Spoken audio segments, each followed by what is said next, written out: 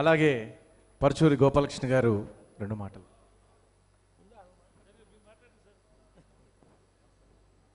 అందరికీ నమస్కారం.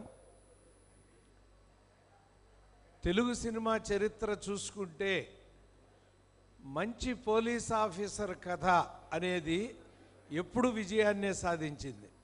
మీరు ఒక అంకుశం చూసినా, ఒక కర్తవ్యం చూసినా, ఒక ప్రతిధ్వని చూసినా, ఓ రౌడీ ఇన్స్పెక్టర్ చూసినా, ఒక స్టేట్ రౌడీ చూసినా, ఏదైనా చూడండి, ఒక పోలీస్ ఆఫీసర్ నిజాయితీగా ఉంటే ఆ చిత్రం విజయం అందుకుని తీరుతుంది.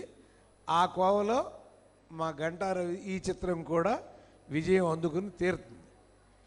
అసలు సినిమా మొదలవగానే ఆ పోలీస్ కానిస్టేబుల్స్ ఆ రోడ్లో వాళ్ళు చేసే డ్యూటీ అది చూస్తుంటే కాసేపటికి మెల్లగా సినిమా చూస్తున్నాము అన్న సంగతి మర్చిపోయి ఒక జీవితాన్ని చూస్తున్నాము అనేటువంటి భావాన్ని మన డైరెక్టర్ గారు తీసుకొచ్చాడు, జేఎస్సి పరాంజీ. దానిలోకి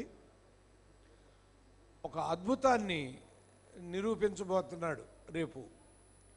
గంటారవి మీరు గుర్తుపట్టారో లేదో, ఆ ముఖం చూస్తా అంటే తమిళ్ స్టార్ హీరో గారు నెపోలియన్ లాగా ఉన్నాడు.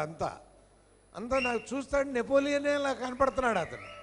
అతని మూమెంటు అతనిలాగా ఇతను ఎక్కడో చూస్తా సడన్గా గుర్తొచ్చింది నెపోలియన్ లాగా ఉన్నాడు అని. సో అతను అద్భుతం ఎంపీ, కేంద్ర మంత్రి కూడా అయ్యాడు. అంత అదృష్టవంతుడు అతను. ఆ పోలికలు అంటే మీ నాన్న పోలికలు ఆయనకు ఉన్నాయని మాకు తెలియదు. మా తమ్ముడు చెప్పినట్టుగా గంటా శ్రీనివాసరావు గారు రాజకీయాల్లో వెళ్ళాడు, గంటా రవి గారు సినిమాల్లో వెళ్తాడు. తెలిసింది అది చూడగానే. ఇందాక వస్తుంటే ఒక్క మాటలో చెప్పండి అన్నారు. ఏం చెప్తారు ఈ సినిమా గురించి అని. కాకి బట్టలు వేసిన వాళ్ళు ఎవరైనా ఈ సినిమా చూస్తే కాలర్ ఎగరేసుకుని బయటకు వెళతారు అని చెప్పాను. అలాగే ఇతని గురించి కూడా మాట చెప్పాలి. నీ ఇంటి పేరు గంట, తప్పకుండా కొడతావు సినిమాలో జే గంట.